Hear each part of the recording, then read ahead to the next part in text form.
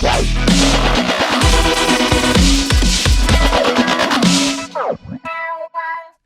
you live in interesting times. Now, for those of you who don't know, that's actually a Chinese curse. And clearly, we are living in interesting times at the moment. I can't remember a time in my 67 years that there's been as much panic created in such a short period of time, but I guess it's related to the way the media, and in particular social media, delivers news today.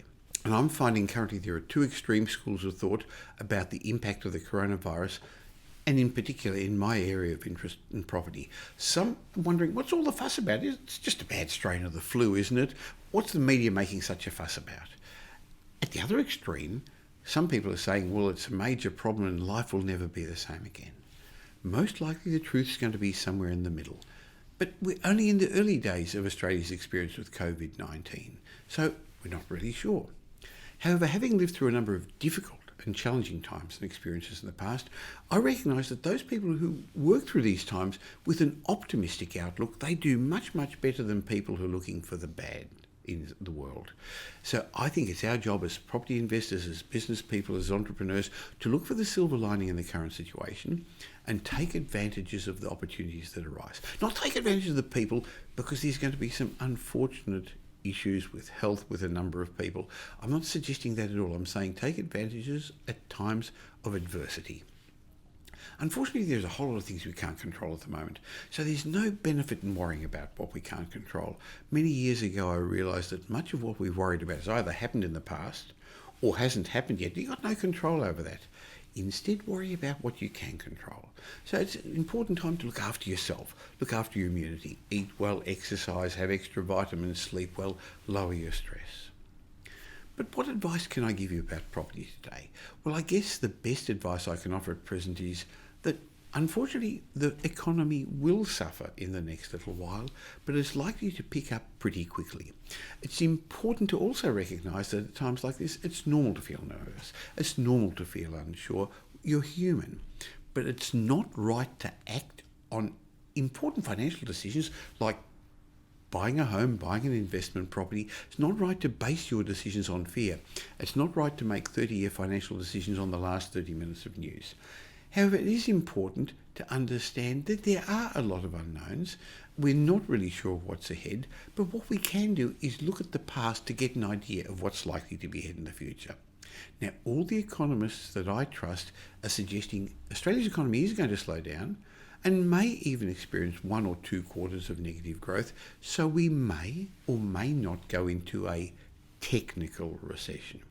But recession or not, we are going to have a major disruption to our economy and to many people's cash flows, many businesses' cash flows, and to business confidence, and clearly a major disruption to consumer confidence.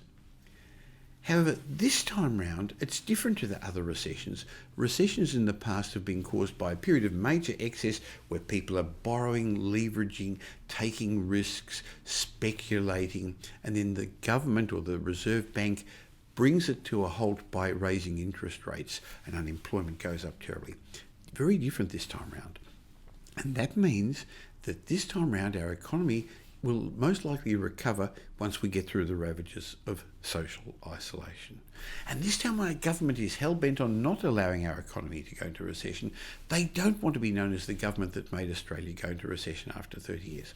In particular, since they've tried to pin recessions on the Labor government and suggested the coalition is more economically responsible, they're going to do everything in their power to stop us going into recession. Similarly, in an election year in the United States, it's really hard to imagine Donald Trump will allow America to go into recession.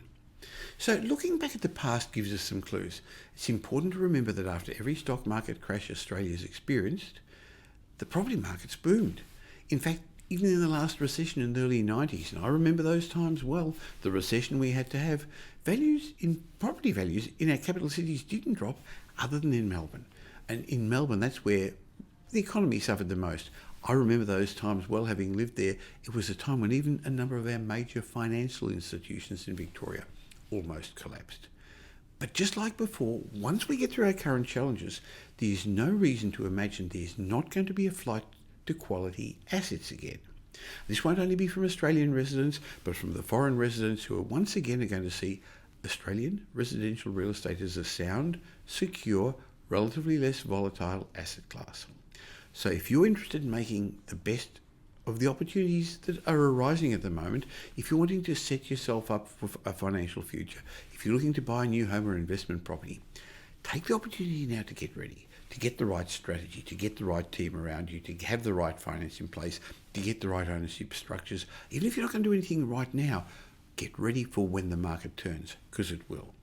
So if you've got a secure job, if you've got a steady income, then you should consider taking advantage of the opportunities that are going to arise in the short term before the market undoubtedly once again is going to move upwards.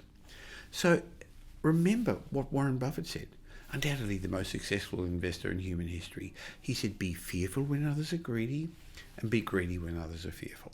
That's because he always took a long-term view of our markets. But his advice was to always buy when there's fear and panic at the markets and to sell when there's a boom going on. Well, we're not talking about selling real estate if you're talking about it as an investment, but if you're considering getting involved in property investment, if you've got your finance pre-approved, if you've got a level of security in your job, today you're in a very lucky position because an opportunity like this doesn't come up very often. Clearly there's a level of fear, but that's going to dissipate at some stage in the future. So right now you've got the ability to buy your next home or an investment property at a price that maybe you weren't able to get a while ago when the market was really hot, when there were multiple bidders at auctions, when there were multiple buyers in the seller's market, and very likely you're not going to be able to get as easily in the future when the market picks up. Another reason you should consider getting in the market now is there's going to be a greater chance that the seller, the vendor, is going to be a little bit nervous and more likely to accept your offer.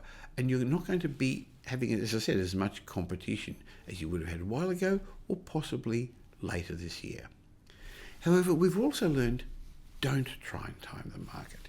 It doesn't work. It's too hard. Don't wait to pick the bottom. How did that work last year when people were worried in 2019 to pick the bottom of the market? They didn't get it right. Or in previous cycles as well.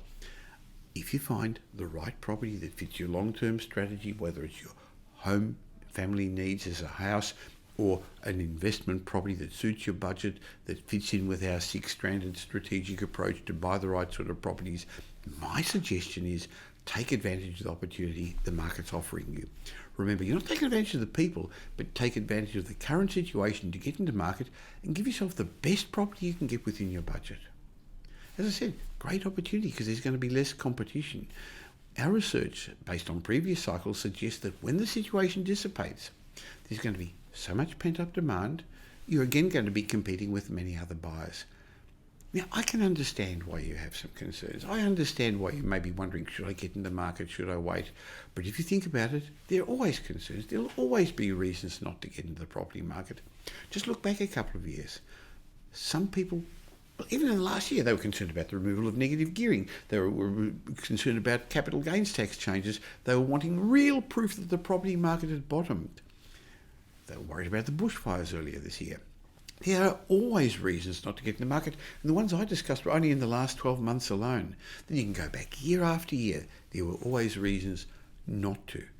But times like this, times of uncertainty, have always been a great opportunity to set yourself up for lifetime wealth by buying well-located properties at a time when others are sitting a little bit nervous, waiting on the sidelines, hesitating. After events like this, the property markets have always risen because people resort to bricks and mortar. They see comfort and a safe haven in an asset class they feel comfortable with, and that's underpinned by the fact that 70% of Australians own their own homes, and this has caused a significant stability to our property markets. Remember, fear is the enemy of successful, smart investment decisions. In fact, the only thing to fear is fear itself at the moment. Look after yourself, look after your health, don't make any rash decisions, and if you are in the position to move forward in your property investments, hey, this is a great time to take advantage of an unusual opportunity, but those who do are going to look back and say, gee, I'm glad I made those decisions.